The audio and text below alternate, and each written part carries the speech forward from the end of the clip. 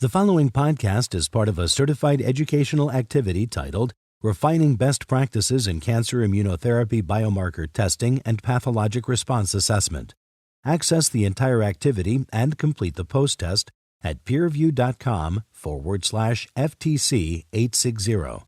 Downloadable slides and practice aids are also available. Hi, welcome everybody to our CME course today. We're going to be talking about refining best practices in cancer immunotherapy biomarker testing and pathologic response assessment. My name is Janice Taub. I'm the director of the Division of Dermatopathology at Johns Hopkins Hospital, and my co-presenter today is Dr. Lauren Ritterhouse.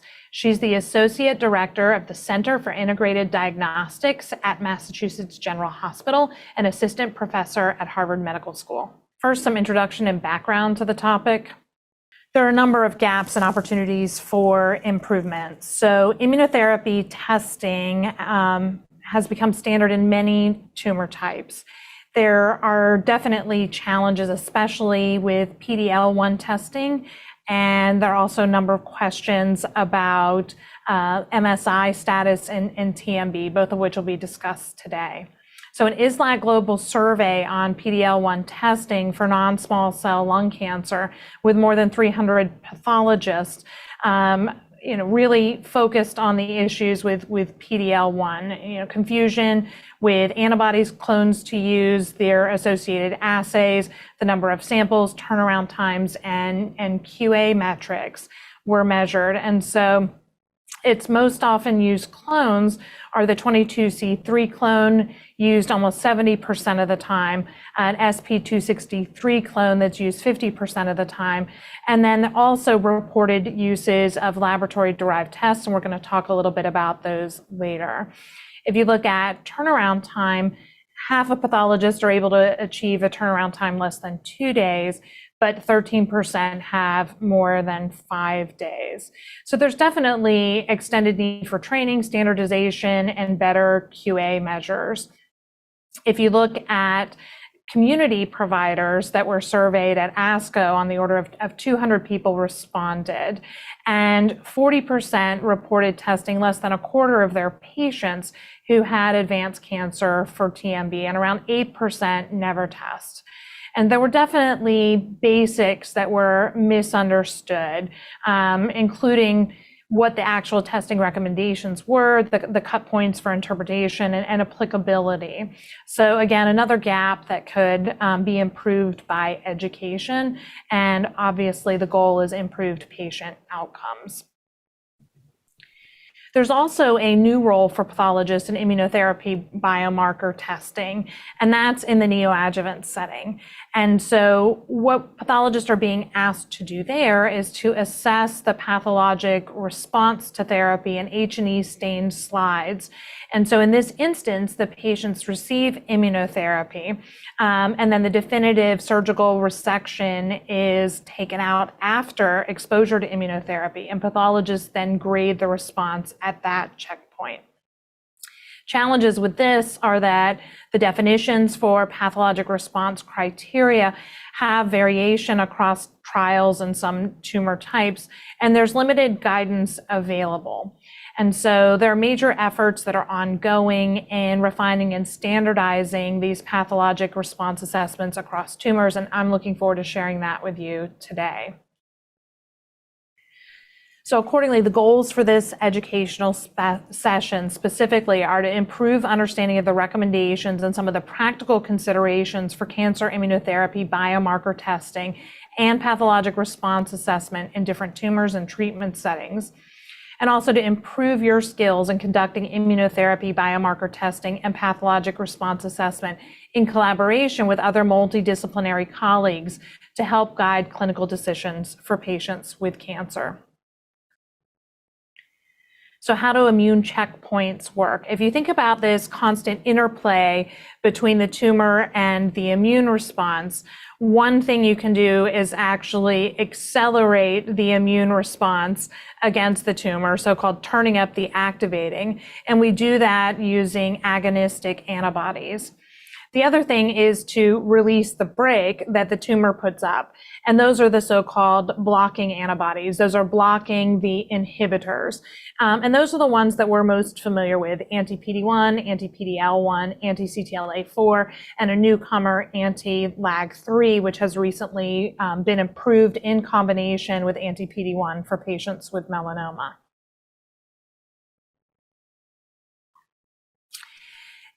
These inhibitors also work at different stages in priming. So anti-CTLA-4 truly works at the T cell priming stage and is thought to act primarily in lymphoid tissues. In contrast, anti-PD-1 and PD-L1 inhibitors work in the tumor microenvironment at the T cell effector stage.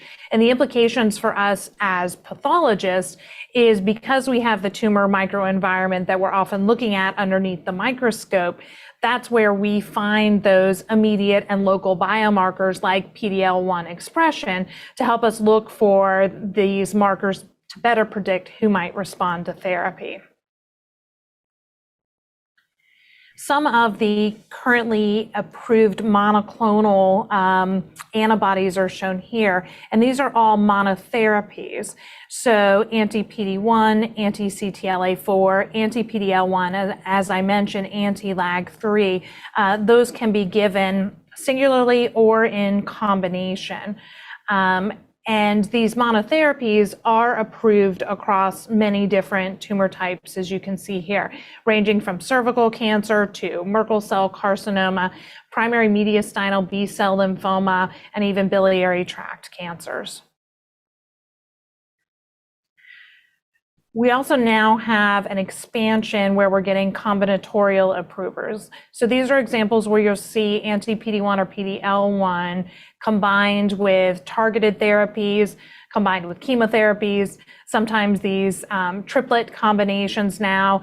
We also, as I mentioned before, have this combination immunotherapy, anti-PD-1 and LAG-3 combined for melanoma, and a number of indications with anti-PD-1 combined with anti-CTLA-4.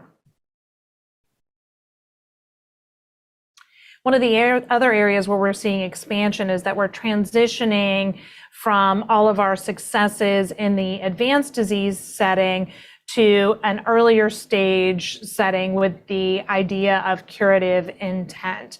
And so there are a number of adjuvant approvals, and specifically we're going to talk about neoadjuvant today when we talk about pathologic response assessment. And so the newest approvals there are a PD-1 inhibitor, nivolumab, that has been approved in combination with chemotherapy for patients with non-small cell lung carcinoma in the neoadjuvant setting. And similarly, a PD-1 inhibitor, pembro plus chemotherapy, has been approved for patients with triple-negative breast cancer in the neoadjuvant setting. We anticipate that the impact of immunotherapy will only continue to grow. So there's more than 1,000 active clinical trials exploring more than 28 different targets or different mechanisms. And our goal here is really to match the best patient to the right therapy. And so the concept is really to use biomarkers to do that, but also to help design rational therapeutic combinations, so we aren't just combining everything with everything in an empiric fashion.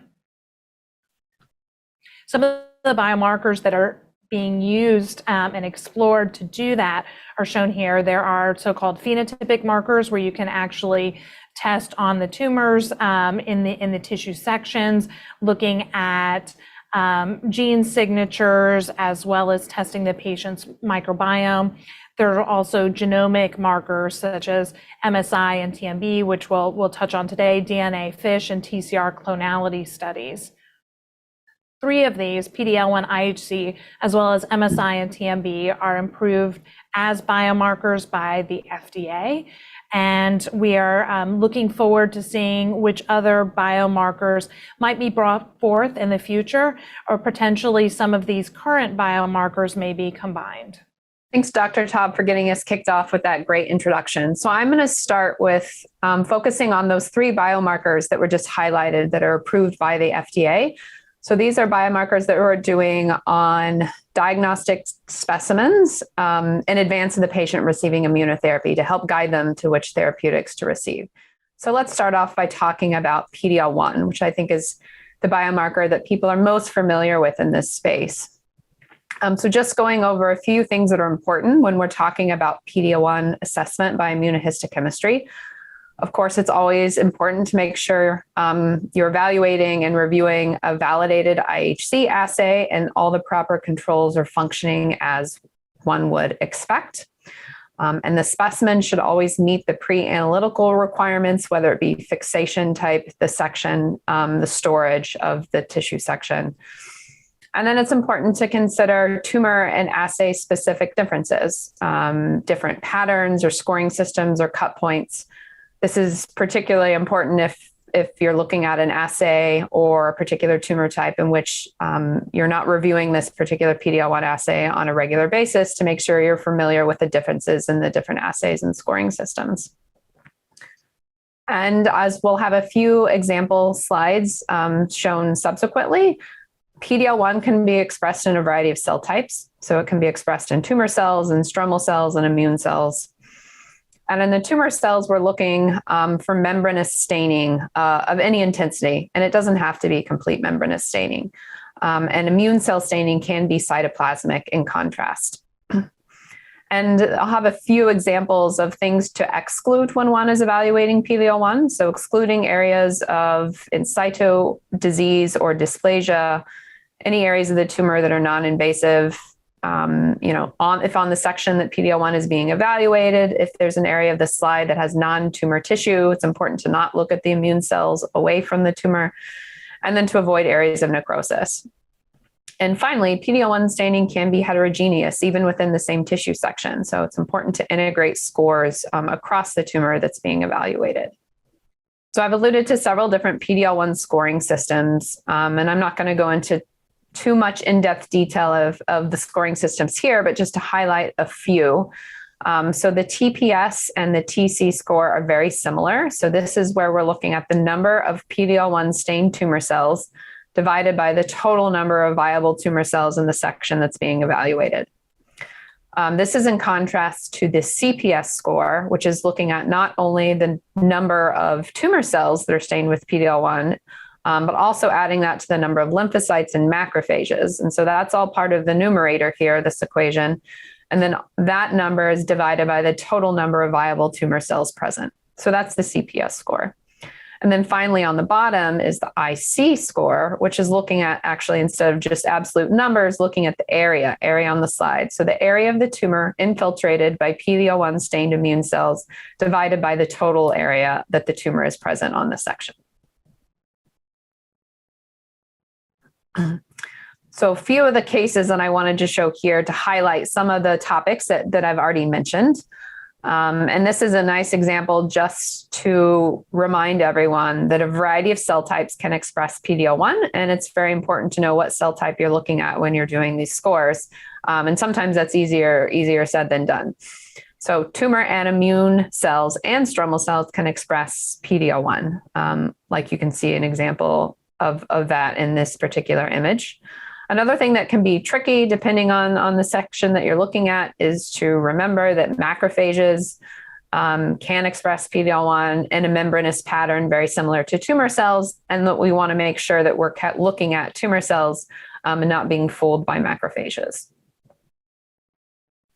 This is a really nice example of why we want to avoid areas of the tumor where there's large areas of necrosis. As you can see here on the left and low power, on the right and a little bit higher power areas of necrosis in this lung cancer specimen. And it can display chromogenic signal. So we want to stay away from this and make sure we're not scoring either tumor or immune cells in this region because it can be an artifact of the necrosis. And another reminder to only evaluate the invasive component of the tumor. So things like breast carcinoma, where we're seeing DCIS or carcinoma in situ. We want to make sure we're not evaluating the DCIS nor the immune cell component around the DCIS, only the invasive component of the tumor. And finally, the last topic example here is that PD-L1 staining can be heterogeneous, even within the same tissue section. So you might have one area of the tumor where you see PD-L1 staining that might be more prevalent, and other areas of the tumor where it's less. And so looking at the entire section that's being evaluated and coming up with a composite score that represents the entirety of the tumor is important to keep in mind. What role do you think LDTs have in testing for PD-L1? That's a really great question, and something that I think a lot of people have struggled with, and how to implement so many different PD-L1 assays in our laboratories.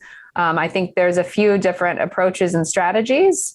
Some, for example, large commercial reference laboratories might be able to offer all the different companion diagnostic clones and assays. And of course, those, it's not just the clone, they're associated with an entire staining system, for example.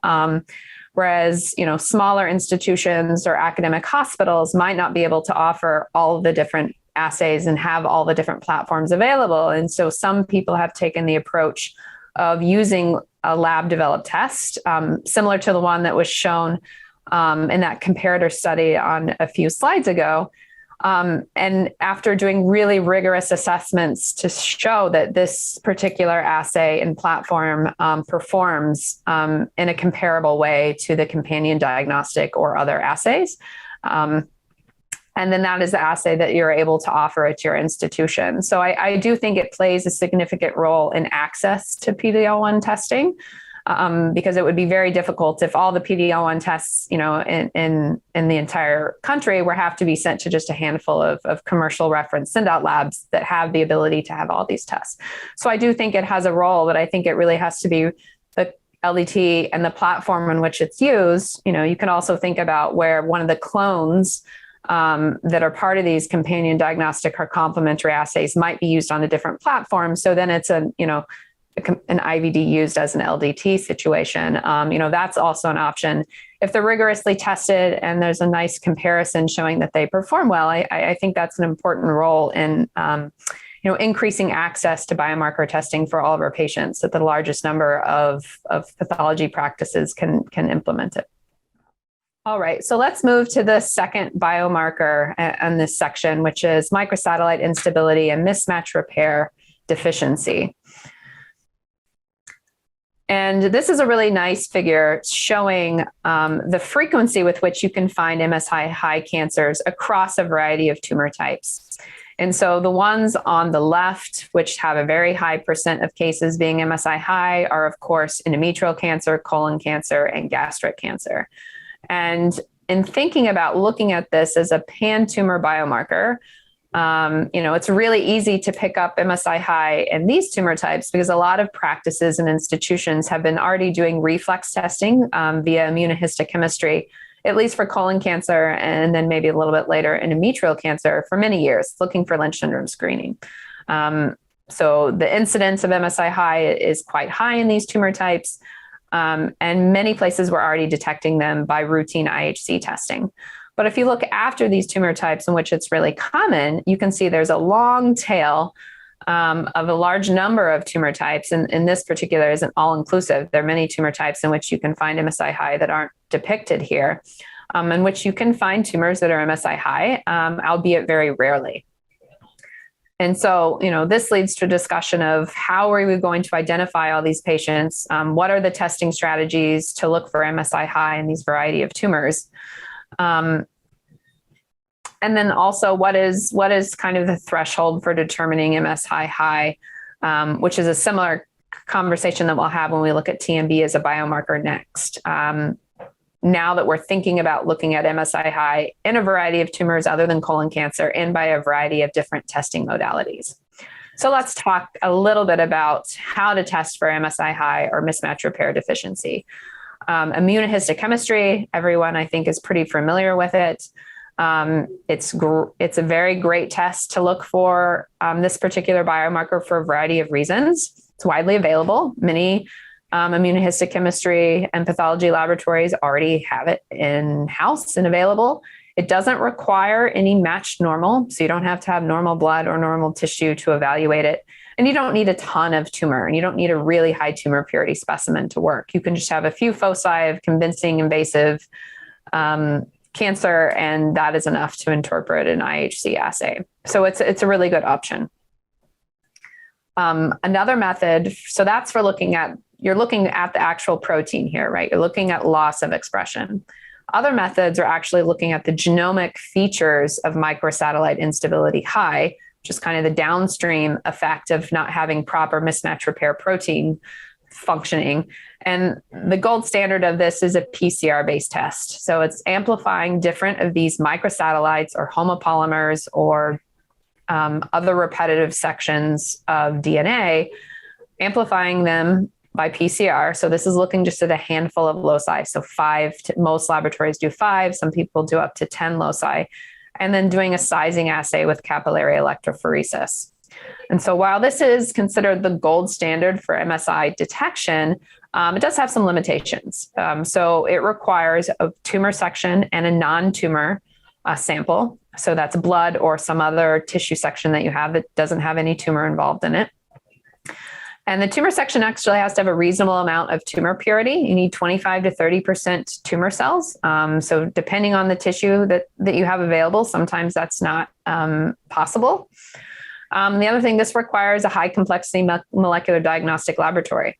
This isn't as widely available as IHC, for example. Now, comparing the sensitivity between these two tests, depending on the study that you look at and the tumor types that you're looking at, IHC has a reasonable sensitivity. Some studies have shown that it's around 85%. Some newer ones have shown that's actually above 90%. So it has a reasonable performance when comparing it to PCR, the gold standard. And so, of course, PCR, it has a very high sensitivity, particularly for things like colorectal cancer. So this PCR, the loci that were chosen for the PCR-based test were chosen because the goal was identifying MSI high in colon cancer, trying to screen for patients with Lynch syndrome. So I think that's important to keep in mind when we think about now, this is a pan-tumor biomarker, and we're wanting to look at this to identify patients that might be eligible for immunotherapy, not looking just at colon cancers and risk for Lynch syndrome screening. And I'll talk on a subsequent slide why this might matter. So another method for looking at MSI high is using next generation sequencing. So those same microsatellites and homopolymer regions that I mentioned on the previous slide that we're looking at by PCR, you can look at by next generation sequencing. And the great thing about this is that many of the existing NGS panels and assays that are available at a variety of institutions, both in-house and commercial laboratories, as part of their existing comprehensive genomic profiling panel, already cover these homopolymers, and they're already sequencing the microsatellites. It's not a separate test that you have to order. It's not an MSI NGS test that one orders. It's often available as part of a comprehensive genomic profiling report. So it's very convenient if the patient was already getting an NGS panel to help guide therapy, to look for targeted genomic drivers, et cetera. This is kind of an additional piece of data that you can already get. Some of the benefits of looking for MSI high by NGS is that, unlike PCR, you don't need a matched normal. Depending on the particular NGS assay, a few of them do tumor and match normal, but many of them don't require a match normal. And, this may have some improved performance for NGS detections for certain tumor types, for example, for tumor types other than colon cancer. This figure here on the right is from a study that actually demonstrated if you look at all the microsatellite regions across the entire genome, some of them are actually altered in MSI high colon cancer and not in other tumor types. So you can see the columns there on the left. I have that black rectangle highlighting each row is a different homopolymer region throughout the genome, and each column is a different tumor type. And you can see the column all the way on the left is quite dark blue. So those are loci that are altered in MSI high colon cancers. And you can see on the right, all these other tumor types, it's actually white to light blue. Those loci aren't even impacted in MSI high tumors and other tumor types. So an NGS panel would give you the ability to look at microsatellite instability across the entire genome, not just limit it to 5 or 10 loci, which I think can improve its performance in detecting MSI high in tumors other than colon cancer. All right, so this is the 4 IHC proteins that many people are very familiar with in looking at and evaluating. And this is the most classic example that we see, where we see a loss of staining of MLH1 and PMS2 in the tumor cells. And this is a nice example because we see the internal control with positive staining of the stromal cells in between the tumor cells that have lost. And a large percent of the time, this is due to MLH1 promoter hypermethylation, which is a non-germline event, but not always. So this is always reflexed and followed up with additional testing. I had a couple of questions. For those tumor types that have a lower proportion that are MSI high, the ones beyond, colon, endometrial, gastric, you alluded to testing strategies for identifying those. What strategies do you use? Yeah, I think that's a great question. I think there's a few different strategies. One of which if you couldn't tell, I was advocating for the utility of comprehensive genomic profiling, which is already kind of advocated in a few tumor types as being a recommended way for biomarker testing, such as in non-small cell lung cancer. And that's a great use case. And something like non-small cell lung cancer, where MSI high isn't common, but it does occur. And you already need genomic profiling to look for your other driver alterations, and it has an improved performance. So I think, as comprehensive genomic profiling becomes more standard across a variety of tumor types, I think that is an ideal way to look for MSI high and some of these tumor types in which it's not common, because it's kind of as a bonus piece of data that you get as far as your biomarker testing strategy goes. But I'm curious, at your institution, do you all have a routine way to look for MSI high and some of these other tumor types in which it's not common, or is it kind of done on an ad hoc basis? Yeah, it feels very provider dependent. So for patients who haven't had the comprehensive genomic profiling performed, if they are failing other therapies or don't have an evident therapy, the provider will ask us to perform these studies to see if they might be a good candidate for immunotherapy. But I don't feel like we have a structured way that we are proceeding as pathologists, independent of that oncologist input.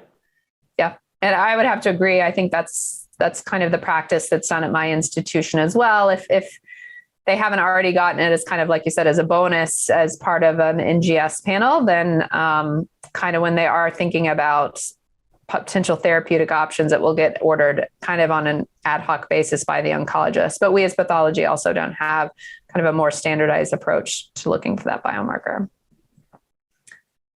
All right. So now we're going to switch gears to a somewhat related and somewhat overlapping but distinct biomarker, which is tumor mutational burden.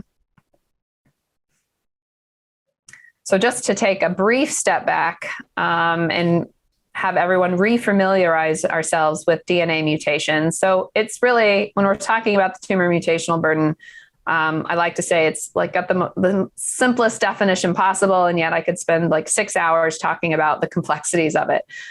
So what is a DNA mutation? It's just the alteration in the original DNA sequence.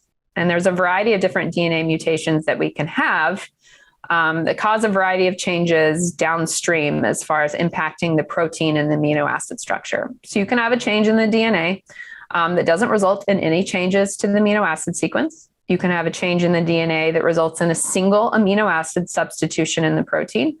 Or you can have a DNA mutation that actually results in a complete truncation of the protein that causes a vastly altered protein structure. And so when we're talking about microsatellite instability high, those alterations tend to be frame shift alterations. And what a frame shift means is that you alter the coding sequence of the DNA, and then you get an early stop codon. So you totally are truncating your proteins. And so that's one type of alteration. So I think what Dr. Taub alluded to on one of the early introduction slides is I think there's an idea, and I was one of the people when TMB first came out as a biomarker saying this is silly, that's just MSI high cases. But there really is It is kind of a unique biomarker that can detect a variety of different DNA mutational spectrum and etiologic processes other than MSI high. And I hope to show you a little bit of that. So why is TMB high a useful biomarker for immune checkpoint inhibition? The reasoning is very similar to why MSI high is thought to be a good biomarker. So the larger number of mutations that you have in a tumor, the more of these amino acids and protein structures are going to be altered, and then a subset of those will end up being presented and recognized as a neoantigen by the immune system. So if you have a lot of neoantigens, the more mutations, the more neoantigens, you can imagine this is going to lead to increased immune system recognition of the tumor. So really revving up the immune system in response to the tumor. And I always like showing this figure or a version of this figure when I'm talking about TMB, because I want to point out several important concepts because tumor mutational burden is a pan-tumor biomarker, and we think about it across tumor types, but I still think it's important to keep in mind its role in individual tumor types as well. So this figure has tumor types sorted from left to right, from the ones on the left having the lowest median TMB for that tumor type, to the tumor types all the way on the right, tumor types that have the highest median TMB. And the y-axis here is the tumor mutational burden rate, and it's on a log scale. So I think that's important to also keep in mind when looking at this figure. So a few general trends can be noted. Tumors that have the highest median TMB are tumor types that are seen in adults, and they're solid tumors. Tumor types that tend to have a lower TMB are tumors that are seen in pediatric populations and hematopoietic neoplasms.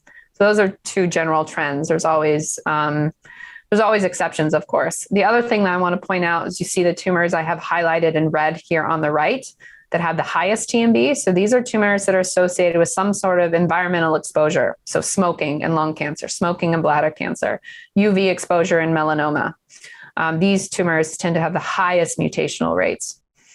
And the other thing that I think is important to think out, that even though all these different tumor types have, a different trend of being higher or lower TMB, if you look within each tumor type itself, there's actually a pretty wide range of TMBs that can be seen within a single tumor type.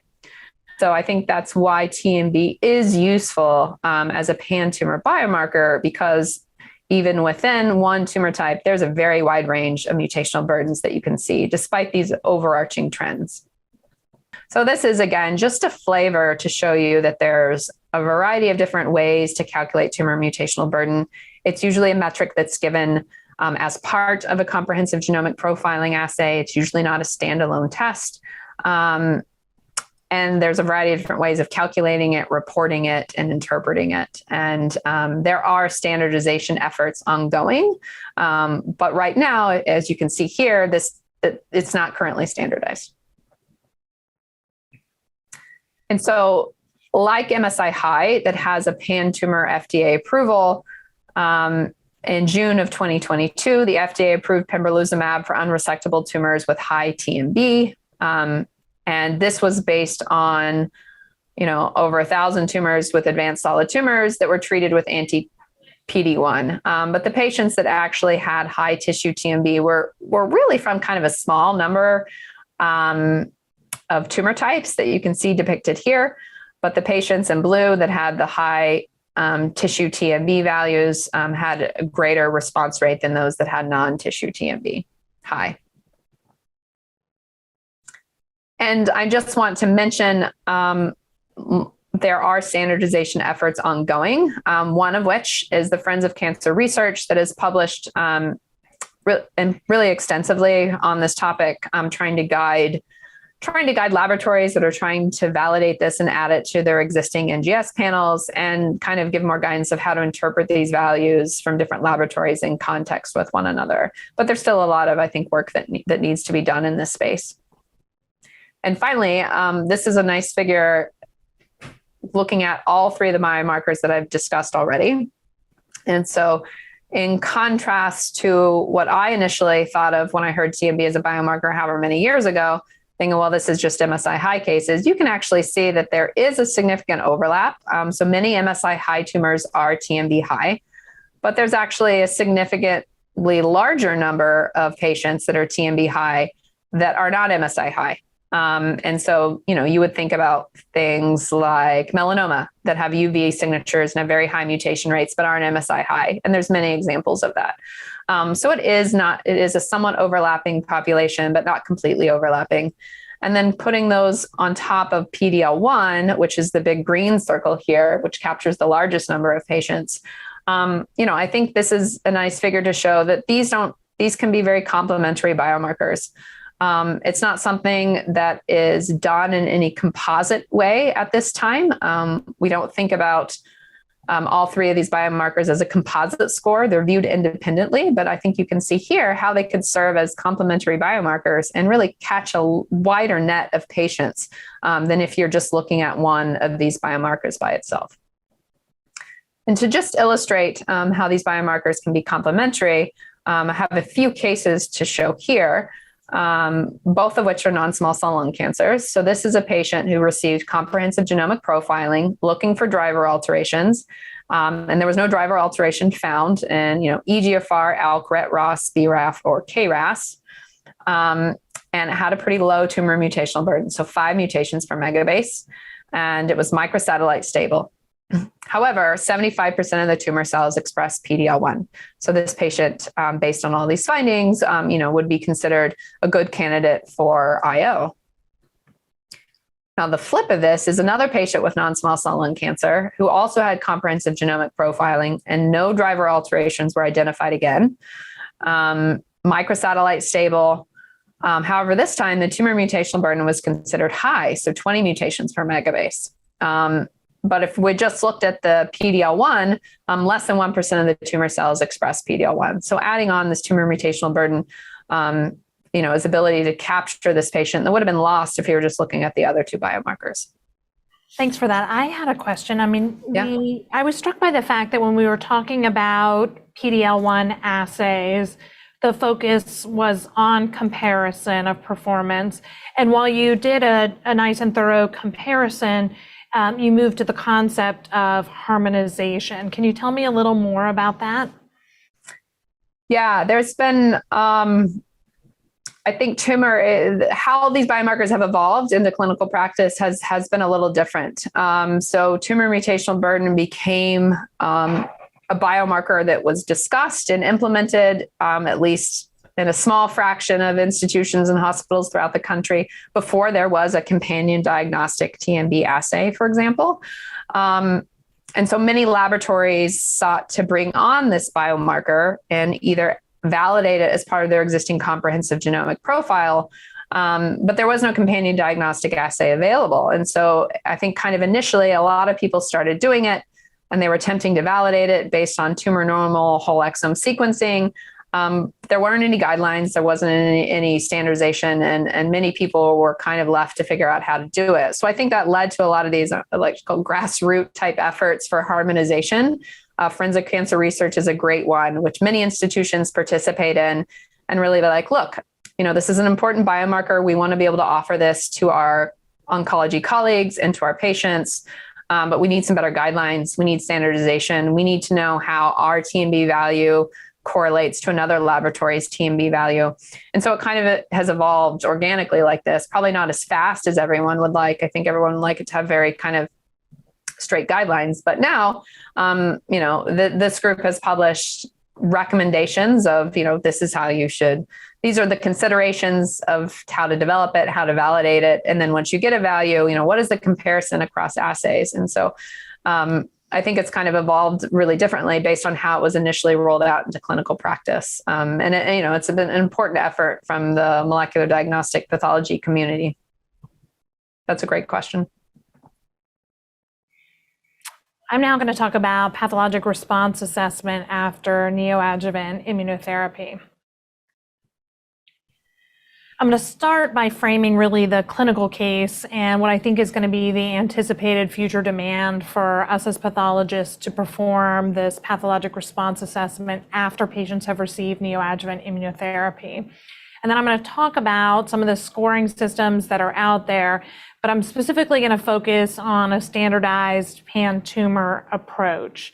And then in a practical sense, we're going to talk about identifying features of tumor regression and how one goes about calculating percent residual viable tumor.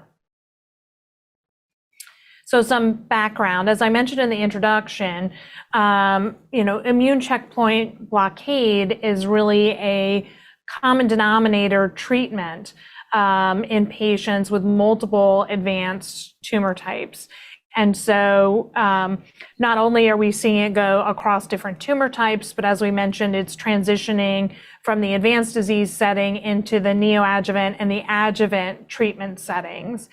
And in those settings, you're really aiming to cure through preventing or delaying recurrence, as well as treating perhaps some micrometastatic disease that wasn't cleared at the time of surgery. So to define these processes to you and think about what we're seeing as pathologists, right? In adjuvant neotherapy, patient has a tumor, it gets removed at surgery, and then the patient receives immunotherapy. And the last schematic is showing the immune system potentially interacting with any tumor cells that are left behind.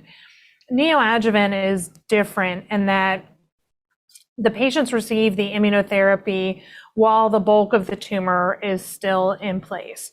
So T cell activation and liaising, priming of the response happens even before the specimen is received. So we actually have an opportunity as pathologists to look at that interplay between the immune system and the tumor and perhaps gauge some initial efficacy.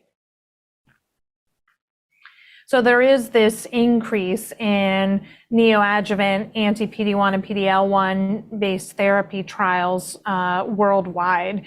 And so what you're seeing here on the left are the phases of the study. So phase 1 is shown in blue, phase 2 is shown in orange, but we are seeing phase 3 studies in gray, and those are obviously the most proximate prerequisite to clinical implementation on our part. And then if you split those between neoadjuvant and adjuvant, neoadjuvant is shown in the plot on the right, with adjuvant being shown in orange. So sorry, neoadjuvant is blue and adjuvant is shown in orange. And so the greatest proportion of these that are moving forward are neoadjuvant regimens. And so in fact, in 2021, the FDA approved neoadjuvant pembro combination for a triple negative breast cancer indication. And just last year, they approved neoadjuvant Nivo plus chemotherapy for patients with early stage non-small cell lung carcinoma. So because of this, we are seeing these specimens already in our pathology labs as part of routine care. And so when we receive these specimens, the expectation is that the pathologist is going to assess for percent residual viable tumor. And the reason we do that is that there's evidence that's accumulating, not just in the 2 tumor types that I mentioned, but across multiple tumor types, that the amount of tumor that's left behind in that specimen can actually be used as a surrogate marker for long-term survival. And so because of that, you can actually predict how a patient may do in weeks or months when we get that specimen in surgical pathology, rather than obviously waiting many years to determine outcomes. And so because of that, you can help then direct adjuvant therapy decisions. For example, if the tumor is completely cleared, perhaps one considers that therapy sufficient and then no additional therapy is warranted. Whereas if there has been no response to therapy whatsoever, rather than just continuing to give that same therapy in the adjuvant setting, it is possible then to reconsider maybe changing to a different therapy that tumor type or that specific tumor might be more susceptible to. So how do we calculate percent residual viable tumor? Well, you take the surface area of the viable tumor as seen on a slide, divided by the complete surface area of the tumor bed. And so the tumor bed is really considered to be the surface area of the tumor before the patient received that neoadjuvant immunotherapy. And I'm going to talk about how that is determined. There are some important thresholds and some abbreviations that I'll be using. So PCR is a pathologic complete response, and that's when you have no residual viable tumor that's left behind. MPR, major pathologic response, is less than or equal to 10% residual viable tumor. And there's some terminology that we use in melanoma, but not necessarily for all tumor types, a so-called partial pathologic response, which is when you have between 10 and 50% residual viable tumor. So I want to show you some of the data that's accumulating about the percent residual viable tumor and the correlation with survival. And this is from patients with melanoma. So in patients who had 0 or less than 10% residual viable tumor, you can see those patients did the best at around 30 months of follow-up with regard to recurrence-free survival. Those with the so-called partial pathologic response, less than 50%, that's shown in green, those patients did next best. And then not surprisingly, those patients with more than 50% residual viable tumor did the worst in terms of outcomes. This is an example of patients with Merkel cell carcinoma. The cohort wasn't as large, so we couldn't stratify by different cut points. We were able just to look at those that had a pathologic complete response versus those that had residual tumor left behind. And you can see there's a clear distinction between these two populations when looked at 3-year follow-up. This is in a larger cohort of patients with lung cancer that were treated with neoadjuvant nivo plus chemotherapy. And you can see this nice stratification here of long-term patient outcomes, at least related to event-free survival by percent residual viable tumor. So cut points examined here were 0 to 5%. Those patients did the best. Those with anywhere between 5 and 80% residual viable tumor showed very similar outcomes. Those that had absolutely, no detectable response to very minor response, so more than 80% residual viable tumor, did the worst. So that same cohort actually looked at percent RVT and 2-year event-free survival in non-small cell lung carcinoma. And you can see here that you can actually develop a receiver operating characteristic curve with an AUC of 0.74, which is on par, if not above, some reports of PD-L1 IHC or tumor mutational burden. And here what we're looking for is not response to therapy in the pretreatment setting, but again, we're looking at the relationship between how much tumor is left behind once the patient has been on treatment and what their event-free survival is. So this is important because, pathologic complete response has really been a historical focus. If you look back at the breast cancer literature and the chemotherapy experience, but pathologic complete response really only serves a small proportion of our patients. And this plot and other ones like it show that we can prognosticate and make treatment decisions based at other cut points of residual viable tumor. There's a lot more information that's there simply beyond is there tumor left or not tumor left. And right now, the recommendation is to collect at 10% intervals of residual viable tumor. At some point, once enough data is amassed, we very well may be able to collapse those cut points into bins that we know are clinically meaningful for particular disease types or a particular therapy. But until that point, again, it looks like collecting this in a discrete but also more continuous fashion, meaning 10% intervals all the way up to 100% residual, does have added value. So what are the pathologic response scoring systems that currently exist? Well, there was a proliferation of them as these trials have come through. So ones for melanoma, bladder, head and neck. I'm showing here 3 different discussions of scoring systems for lung. And a lot of them really can differ in this question of where the tumor used to be.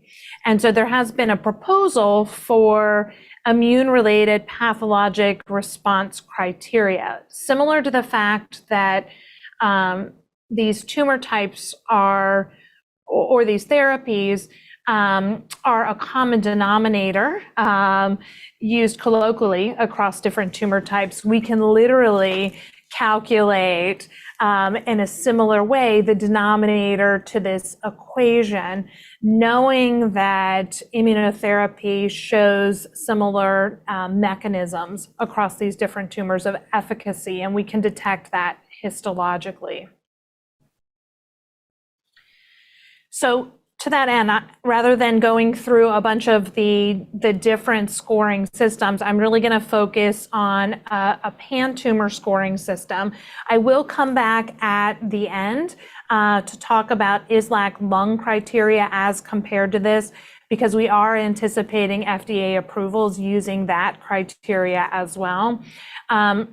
Relating to breast, there has not been a specific scoring system beyond the residual cancer burden system that has been previously used for chemotherapy that has been brought forward. The breast FDA approval used pathologic downstaging with AJCC. So in contrast to that, the FDA approval for Nivo plus chemo in patients with resectable non-small cell lung cancer did use the immune-related pathologic response criteria system that I'm going to describe to you today. Again, as I mentioned, there's the advantage that is a pan-tumor approach.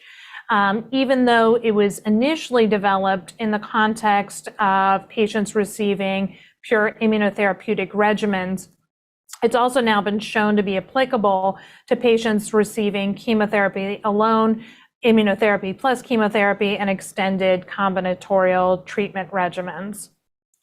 Why would we want a pan-tumor system? It allows for direct comparisons of relative therapeutic efficacy across different tumor types. So that's really advantageous as these regimens are being given to different patients. Maybe it's easy to see that patients with melanoma then respond more quickly or perhaps more thoroughly than patients with a different tumor type, for example. It provides a scoring system for tumor types that weren't previously treated in the neoadjuvant setting. For example, these immunotherapeutic regimens are so efficacious. They are now being used in tumor types beyond, you can think about breast and lung, that typically were treated in the neoadjuvant setting and already had a scoring system in place.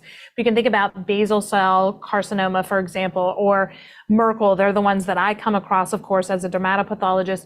We did not typically treat those before in the neoadjuvant setting. And if you have a pan-tumor scoring system, we can take that off the shelf rather than having to derive a new system for each of these tumor types being treated.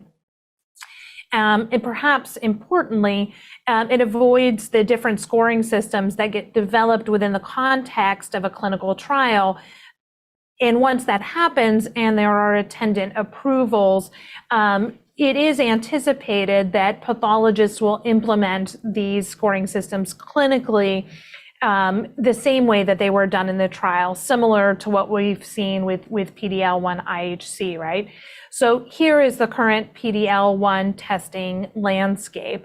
And this was touched on before by Dr. Ritterhouse, but it is exceedingly complex to have to think as a pathologist, well, which drug is this patient receiving? What tumor type do they have? What clone do I need to order? What line of setting? And therefore that dictates the scoring system and cutoff used for each of these.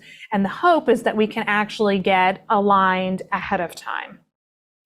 So in 2019, a proposal was generated for a pan-tumor scoring system of pathologic response. And so this was initially based on review of over 500 treatments on-treatment specimens from more than 10 different tumor types. And these were specifically from regimens that contained either anti-PD-1 or anti-PD-L1. And as I alluded to previously, there were consistent histologic features of immune-mediated pathologic response, irrespective of the original tumor type. Interestingly, it also didn't matter on location, nor did it matter whether it was a primary tumor or, in some case, a metastasis that was studied. So immune-mediated regression looks like immune-mediated regression wherever you are in the body. At the same time, this pan-tumor scoring system was proposed, an inter-reader agreement test was done showing excellent concordance across 5 pathologists at those 10% residual viable tumor thresholds that I mentioned previously. So implementation, now that this has been FDA approved, we are seeing implementation across numerous types, not just that study of lung cancer. And what I'm showing here in the pink boxes are the different tumor types that have used this IR-PRC system and reported on it. So you can see colon, esophageal, Merkel, head and neck, cutaneous squam, gastric, amongst others here. And again, we're seeing it across different treatment regimens. So not just classic pure monotherapy immunotherapy, but you can see we have combination targeted therapy and chemotherapy and immunotherapy. Also, combinatorial immunotherapeutic regimens have used this scoring system. So how do we score? Again, percent residual viable tumor is the area where you have viable tumor on the slide divided by where that tumor used to be. So this is a big squamous tumor. You can see the big pink polygonal squames even at this low power within the blue line. I would say that's approximately 80% surface area covered by tumor cells. And then you're dividing by where the tumor used to be. And that extends all the way out to the green line. So how do we know actually where the tumor used to be? So some of these initial studies used to establish this scoring system did extensive measurements looking at the radiology, looking at the gross report, and then comparing back to the histology, and showed good correlations between these parameters, helping to establish the original extent of the tumor. There's also pathologic signs that the tumor used to extend out to the orange boundary, or excuse me, the green boundary. In this specific example, because this is a keratinizing tumor, you can actually see residual keratin pearls out in that area of regression. So the immune response has cleared all the tumor cells, but they haven't been able to clear the keratin, just formed a giant cell wall around it. And so again, it's important to recognize this total tumor bed area because it really influences your score. So if you only score based on the area in the blue line, you would mistakenly say that there's 80% residual viable tumor. But if you accurately recognize the full extent of where the tumor used to be, it's actually 40% residual viable tumor. So what is in that tumor bed, and what are some of those other non-neoplastic features that can help you recognize it? So not surprisingly, there's stigmata of immune activation. So tumor infiltrating lymphocytes, lots of plasma cells. You can sometimes see granulomas. Tertiary lymphoid structures often are present at the periphery of that regression bed. In areas of tumor cell death where you've had a lot of lysis, you see foamy macrophages that are taking up that extra cholesterol from cell membranes. Sometimes you can see these extracellular cholesterol clefts, often surrounded by giant cells. But one of the features I find most helpful are features of wound healing or of tissue repair. So you've got a background of proliferative fibrosis often, and lots of new vessels. So it's the body trying to heal itself, a wound that's healing after that tumor has been cleared. Shown again, I'm just going to keep mentioning these features again: cholesterol clefts, fibrosis, lymphoid aggregates and tertiary lymphoid structures, a lymphoplasmacytic infiltrate. You can see foamy macrophages here. Importantly, these are in the interstitium in the lung, not alveolar macrophages. And the inset shows the example of neovascularization. Again, a very helpful feature, I think, specifically. Now you can see these features in a lymph node, not just at the primary tumor, and we see this specifically in the areas of melanoma and Merkel cell, where the primary is surgically resected, but the neoadjuvant treatment is given when a patient has lymph nodal disease. You do also see this in the lung cancer resections too. And so these are features are the same in the lymph node: neovascularization, plasma cells, proliferative fibrosis, sometimes a hyalinized fibrosis, cholesterol clefts. With melanoma, you often see melanophages rather than foamy macrophages. But again, the same constellation of features are consistent. Going across different tumor types here, just so your eyes can start to get attuned to the pattern. A head and neck squamous cell carcinoma, Merkel vulvar carcinoma, cervical carcinoma, and renal cell, showing again tumor infiltrating lymphocytes, tertiary lymphoid structures, and lymphoid aggregates, prominent plasma cells, cholesterol clefts with foamy macrophages, and the constellation of all of those together is what we commonly see. Now, these are, again, the different tumor types receiving extended treatments combined with anti-PD-L1. So again, not just monotherapy here, but looking at immunotherapy plus chemotherapy, combined immunotherapy. We're again seeing these same features across the spectrum of tumor types. Here's another example of being able to actually score features in a lymph node. You can see that the zone of regression, the normal lymph node rind, is shown off to the left, where the residual tumor is shown off to the right. If you do a surface area calculation just on what we're seeing here, this would be a so-called major pathologic response in the lymph node, less than or equal to 10% residual viable tumor out of that original tumor bed that had been occupied in the lymph node. So I mentioned that I would also talk about the ISLAC criteria, as approvals using this criteria are anticipated, and how that relates to pan-tumor scoring that I've shown here. There's lots of similarities in terms of grossing. The recommendation to submit a complete cross-section of the entire tumor to potentially take photographs with block mapping can definitely be helpful. A recommendation that if the residual viable tumor, is greater than 10%, to report in increasing 10% increments, and that the definition of the total area of the tumor bed is the area that's originally involved by tumor, and not to include those downstream processes like pneumonia or downstream obstructive changes or other non-specific, non-neoplastic recommended processes. Scoring of the lymph nodes is also similar, where you have a quantitative scoring of lymph nodes using the same approach as the primary tumor. Where they differ is in verbiage of stroma.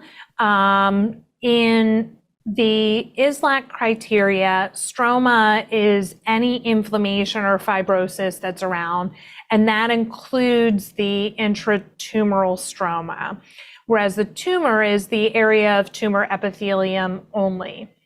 Using the immune-related pathologic response criteria, the term stroma isn't really used. So intratumoral epithelium, as well as intratumoral stroma, like fibrosis, if you think about a desmoplastic response to that tumor epithelium, as long as it doesn't show the constellation of the features of regression that we just talked about, that's considered surface area of the tumor. And that therefore, has a different implication as you're calculating that residual viable tumor versus the original tumor bed component. ISLAC doesn't truly use the terminology of regression bed. and necessarily recognizing that wound healing response or that proliferative fibrosis. In terms of development and validation of these, as I'd mentioned before, IRPRC was developed using neoadjuvant anti-PD-1 monotherapy, but has since been validated with chemo alone and chemo IO. The ISLAC criteria were largely developed in the context of chemotherapy, and validation in this new immunotherapy setting is ongoing. So in summary, I would say that the pan-tumor IRPRC really leverages the pathologist's ability to distinguish between intratumoral stroma that hasn't been touched by therapy and true tumor regression. So I'll show you some examples here. On the left is an example of viable tumor as shown by the arrows that has this marked immune-mediated response. It has all the attendant criteria that we talked about before, that dense lymphoplasmacytic infiltrate, proliferative fibrosis, neovascularization. This would be scored as a major pathologic response or 10% residual viable tumor, both by the pan-tumor criteria and by the ISLAC criteria. A difference would be seen over here on the right, where there's lots of glands set in this fibrotic stroma, but really not evidence of regression or true tumor clearance by the immune system. That would be 100% residual viable tumor using the pan-tumor system. Because the ISLAC system is really looking at true epithelial tumor cellularity and calls any stroma that part of the tumor bed, if you will, this would actually be a major pathologic response by ISLAC criteria. So a big distinction in that case. A second example of that is shown here. This is taking place in a lymph node. You can see the background cuff off to the right past the pathologist's markings. And what we see here is clearly an adenocarcinoma that's inciting quite a desmoplastic response, but again, no evidence of immune-mediated tumor clearance, and this would be one that we would expect for there to be a discrepancy between the pan-tumor scoring system and through the ISLAC criteria. More specifically, this would be an MPR by ISLAC, and again, 100% residual viable tumor by the other.